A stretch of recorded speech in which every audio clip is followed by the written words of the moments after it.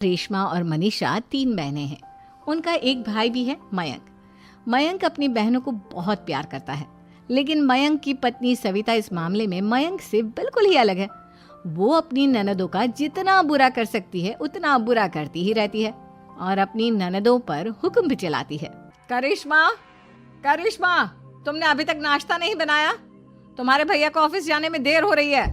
हाँ भाभी, बस अभी बनाती हूँ। करिश्मा, तुम ये ढीलापन छोड़ दो। कल को पराए घर जाना है।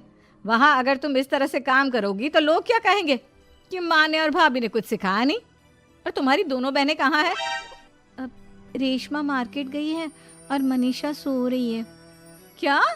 सुबह के 8 बज रहे हैं और ये महारानी अभी भी सो रही है? ये कहते हुए सविता अपनी सास दुर्गा देवी के पास जाती है। माँ जी, देख रही हो अपनी बेटियों के तौर तरीके? क्या हुआ बहू, सुबह सुबह क्या कर दिया मेरी बेटियों ने? अरे एक तो अभी अभी उठकर किचन में गई है, दूसरी सुबह सुबह बाहर चली गई और तीसरी अभी तक सो रही है।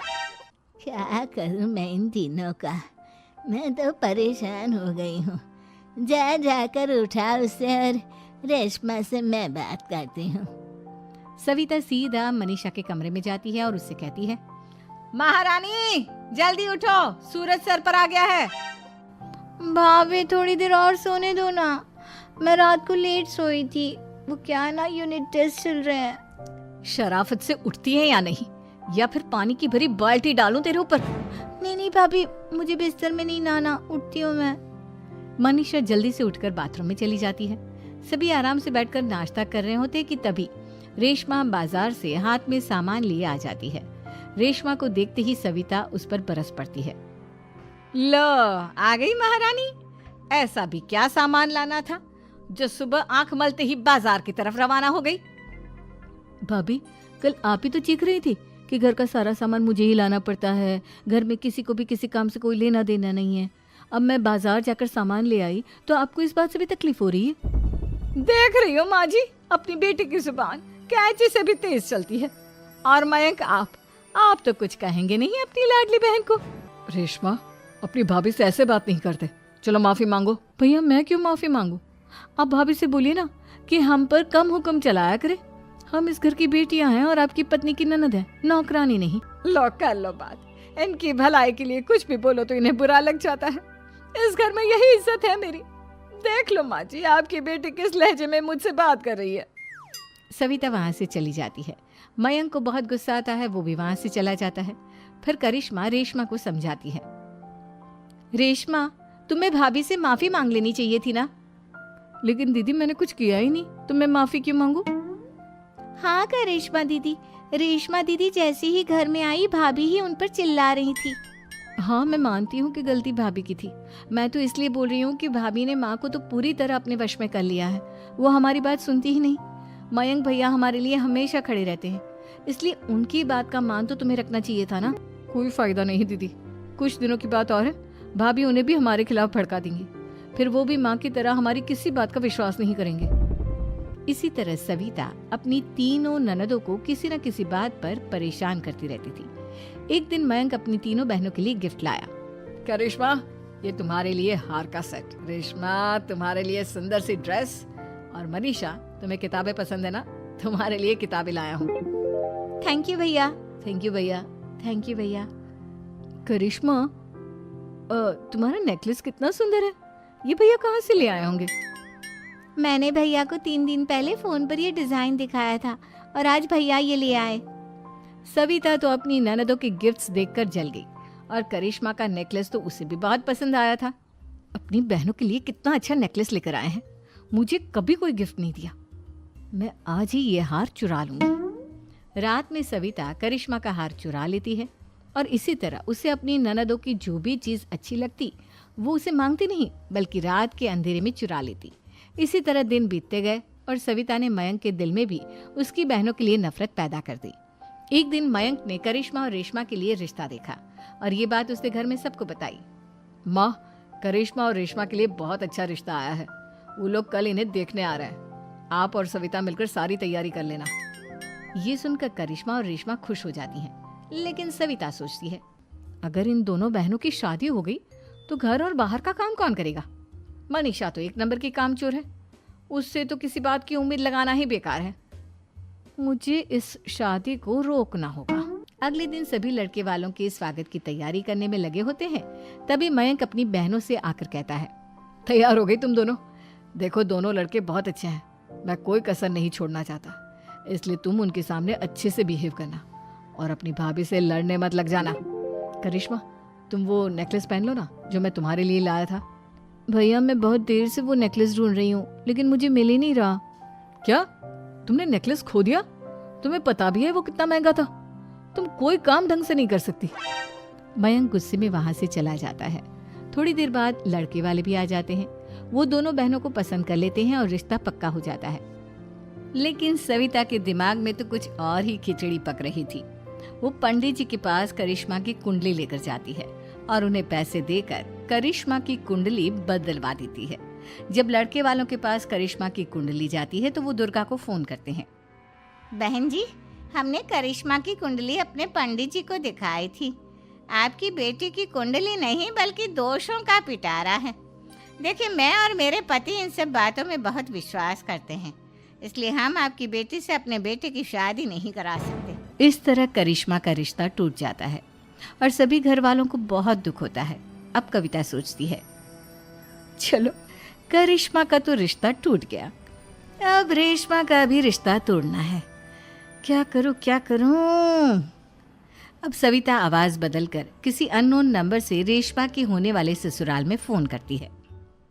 हेलो, मैं कौन हूँ कौन नहीं ये आपके लिए जानना जरूरी नहीं, बस इतना सुन लो कि रेशमा का 2 साल से किसी के साथ अफेयर चल रहा है। बस रेशमा का रिश्ता तोड़वाने के लिए सविता का इतना कहना काफी था।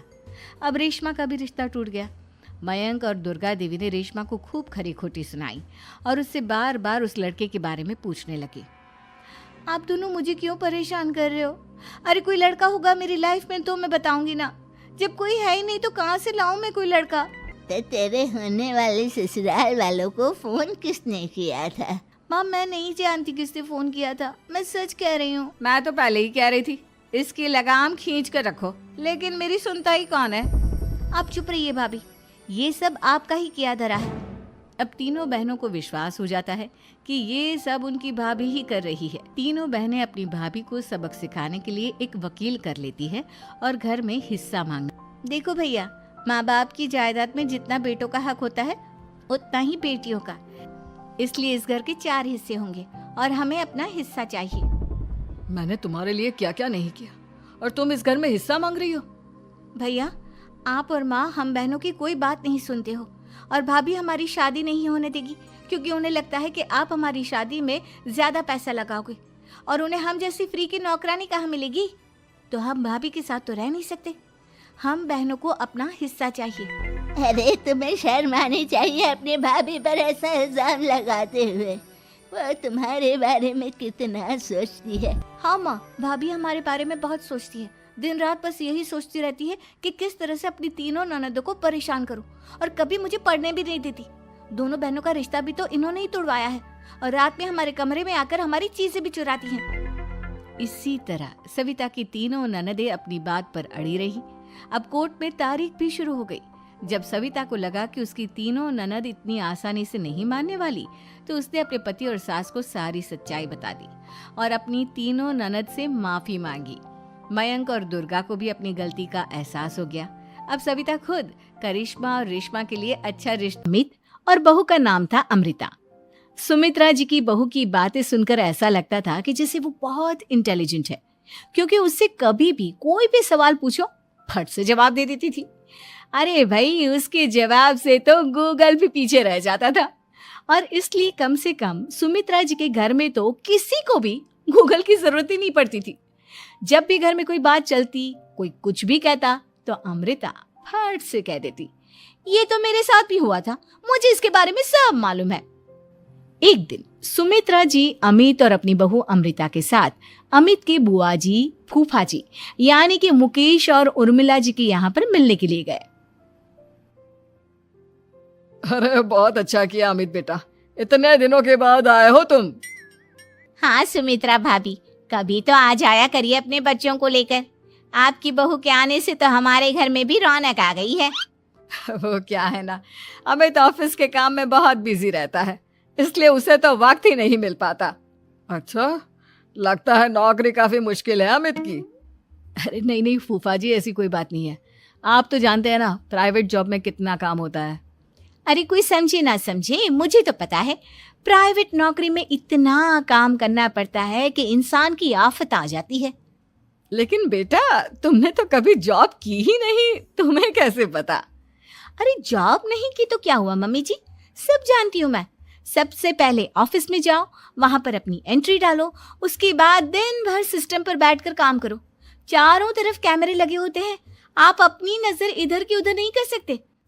उसके बाद दिन भर बॉस की चिक चिक सुनो, वो अलग से। यही सब होता है, मुझे ना सब पता है। अरे बहू रानी तो काफी इंटेलिजेंट है, हर बात की खबर है इसको। थोड़ी देर बाद, अब देखिए सुमित्रा भाभी, इतने दिनों के बाद आई हैं आप, खाना खाकर ही जाना, ऐसे तो मैं आपको जाने नहीं दूंगी। वैसे बुआ जी, खाने में क्या बनाया है? वो क्या है ना बेटा, आज तुम्हारी बुआ जी की तबीयत थोड़ी ठीक नहीं थी, इसलिए हमने सोचा कि जब तुम लोग यहाँ आ जाओगे तो बाहर से खाना मंगवा लेंगे और साथ में बैठकर खाएंगे। लेकिन बस प्रॉब्लम इतनी सी है कि मुझे बाहर से खाना ऑर्डर करना नहीं आता। सोचा जब अमित आएगा तो उसी को बोल दूंगी। अरे मुझे आता है ना, मैं कर देती हूँ ऑर्डर। बताइए क्या क्या मंगाना है आपको? इटालियन, कॉन्टिनेंटल, इंडियन, पंजाबी, सब पता है मुझे। क्या बात है बहू, क्या घर में भी खाना रोज बाहर से ऑर्डर करती हो? अरे नहीं नहीं नहीं बुआ जी, ऐसी कोई बात नहीं है, बस मुझे ना सब पता है। कोई बात नहीं अमृता, मैं अपने फोन से ऑर्डर कर देता हूँ। अरे क्या बात है, आजकल ऑनलाइन डिलीवरी पर कोई ऑफर नहीं चल रहा है, वरना काफी पैसे बच जाते हैं। कैसी बात करते हैं अमित, मैं कह रही हूँ ना मुझे सब पता है। मुझे एक बहुत अच्छा ऑनलाइन डिलीवरी वाला मालूम है, जहाँ पर 50% ऑफ मिल जाएगा। और आज तो वैसे भी फ्राइडे है ना, फ्राइडे को तो उस पर 50-70% ऑफर मिलता ही मिलता है। अरे क्या बात है, इसके बारे में तो मुझे पता ही नहीं था। अरे बेटा, जिस चीज के बारे में किसी को पता नहीं होता, हमारी बहू को पता होता है। एक काम कर, तू उसी को ऑर्डर करने दे। क्या बात है अमृता बेटा, तुम तो बहुत इंटेलिजेंट हो, सब कुछ जानती हो। कुछ दिनों के बाद सुमित्रा जी की कुछ सहेलियां उनसे मिलने के लिए आती हैं। अरे सुमित्रा बहन कैसी हो, बहू कैसी है तुम्हारी? अरे पूछिए मत, बहुत इंटेलिजेंट है मेरी बहू, सब कुछ जानती है। क्या बात है, बहू के आने के बाद तो औरतें दुखी हो जाती है, लेकिन तुम तो बहुत खुश लग रही हो। वो क्या है ना, मेरी बहू है ही इतनी अच्छी। अरे तो बुलाओ ना, हमारे साथ बैठेगी, बातें करेंगी तो हमें भी अच्छा लगेगा। सुमित्रा जी अमृता को बाहर बुलाती हैं और उसके बाद सब लोग बातें करने लगते हैं। क्या बताऊं,